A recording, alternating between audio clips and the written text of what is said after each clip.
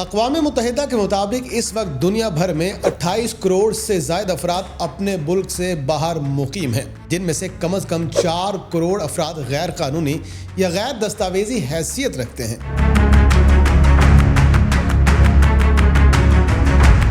ناظرین، پاکستان میں اگر کسی مسافر کو آف لوڈ کیا جاتا ہے تو فوراً ایک سوال اٹھتا ہے کہ ریاست آخر کیوں روکتی ہے؟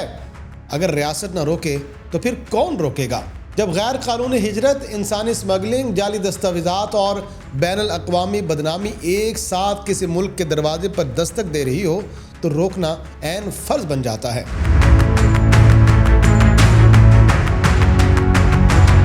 لائسنس ہے تو لائسنس کے بغیر کیسے جا رہے ہو؟ ڈرائیور کیسے جا رہے یہاں کا لائسنس ہے؟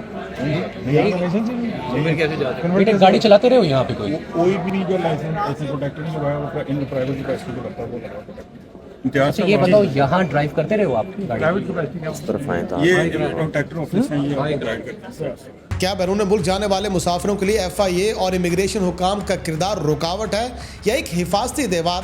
آئیے آپ کو دکھاتے ہیں کہ پاکستان میں کن لوگوں کو اور کیوں آف لوڈ کیا جاتا ہے۔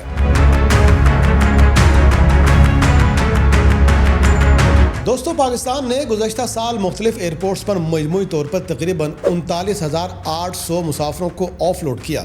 ان میں سے 20,000 سے زائد افراد ایسے تھے جن کے پاس مطلوبہ دستاویزات مکمل ہی نہیں تھی، جن میں ناقص ویزا، غیر واضح ٹریول ہسٹری، جعلی ہوٹل بکنگ، مشکوک سپانسرشپ اور نامکمل ٹکٹ شامل تھے۔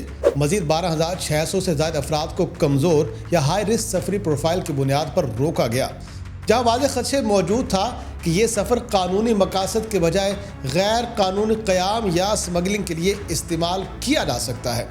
ناظرین، اسی سال سٹاپ لسٹ اور انٹرپول الرٹس پر تقریباً 3,450 مسافروں کو آف لوڈ کیا گیا، جو براہ راست قومی اور بین الاقوامی سلامتی سے جڑا معاملہ تھا۔ جعلی دستاویزات کے لیے 281 کیسز، کم عمر افراد کے مشکوک سفری کیسز 258 اور غلط یا غیر منطقی سفری روٹس کے 505 کیسز بھی سامنے آئے۔ اگر اسکریننگ نہ ہوتی تو ہزاروں افراد براہ راست بین الاقوامی قوانین کی خلاف ورزی کے ساتھ بیرون ملک جا پہنچتے اور نتیجہ ملک کی بدنامی۔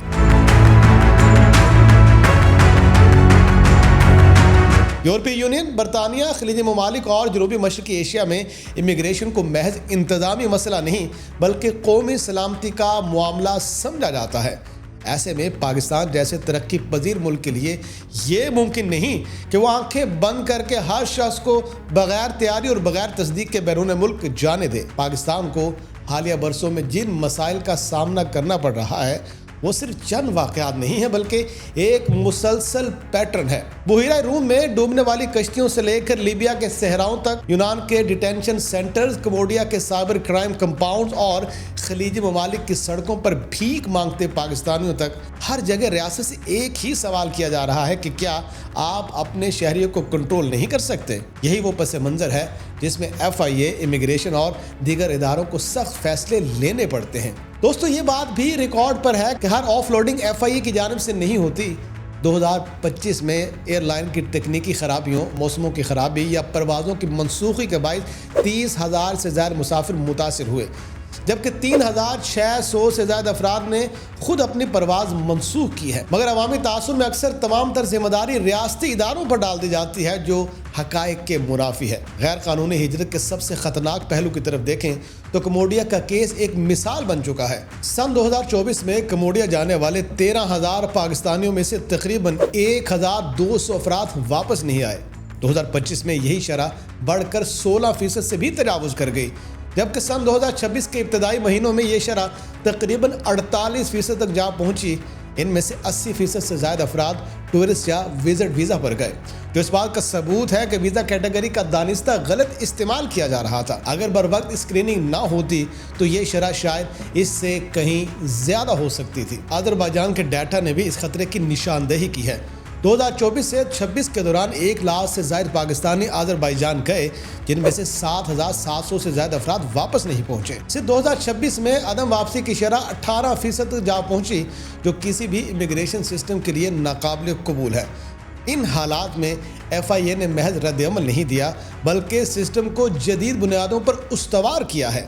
سپٹمبر 2024 میں رسک انالیسس یونٹ کا قیام عمل میں آیا جو مکمل طور پر ڈیٹا، ڈیپوٹیشن رپورٹس اور بین الاقوامی رجحانات پر مبنی ہے۔ اس یونٹ نے 5 بڑے رسک پروفائل تیار کیے ہیں جن میں یورپ کی غیر قانونی ہجرت، افریقہ کے خطرناک راستے، مشرقی ایشیا میں سائبر کرائم سے جڑا اسمگلنگ کا نیٹ ورک، بیرون ملک منظم بھیک اور جعلی دستاویزات بھی شامل ہیں، اور ان اقدامات کے کافی مثبت نتائج بھی دیکھے گئے۔ بھیک سے متعلق ڈیپورٹیشن کیسز میں 75% کمی آئی جبکہ جعلی دستاویزات پر ڈیپورٹیشن میں 31% کمی بھی ریکارڈ کی گئی۔ یورپ کی طرف غیر قانونی ہجرت میں 2025 کے دوران 26% کمی ہوئی اور 2026 کے ابتدائی مہینوں میں یہ کمی 64% تک جا پہنچی ہے۔ ناظرین، 2026 میں لیبیا سے 175 پاکستانیوں کی واپسی نے انسانی اسمگلنگ کے نیٹ ورکس کو بے نقاب کر دیا ہے۔ صرف گجرانوالہ زون سے 49 ڈیپورٹیز کا تعلق سامنے آیا جن کے نتیجے میں 24 FIR درج ہوئیں، 59 ایجنٹس اور 26 سب ایجنٹس کی نشاندہی کی گئی اور 48 قانونی کارروائیاں بھی شروع ہوئیں۔ یہ اس بات کا واضح ثبوت ہے کہ FIA کا فوکس عام مسافر نہیں بلکہ منظم جرائم پیشہ نیٹ ورکس ہیں۔ شفافیت کو مزید بہتر بنانے کے لیے سن 2026 میں ہی آف لوڈنگ کے خلاف اپیل کا باضابطہ نظام بھی متعارف کرایا گیا ہے۔ ہر آف لوڈنگ فیصلے کے سپروائزری کی جانچ لازمی قرار دی گئی ہے۔ اب تک 132 انکوائریز مکمل ہو چکی ہیں جن میں 68 بڑی اور 36 معمولی سزائیں دی گئیں، جو اس بات کا ثبوت ہے کہ ادارہ خود احتسابی سے نہیں گھبراتا۔ یہاں یہ بات بھی ایک حقیقت ہے کہ میزبان ممالک پر اسائلم سیکرز کا بوجھ مسلسل بڑھ رہا ہے۔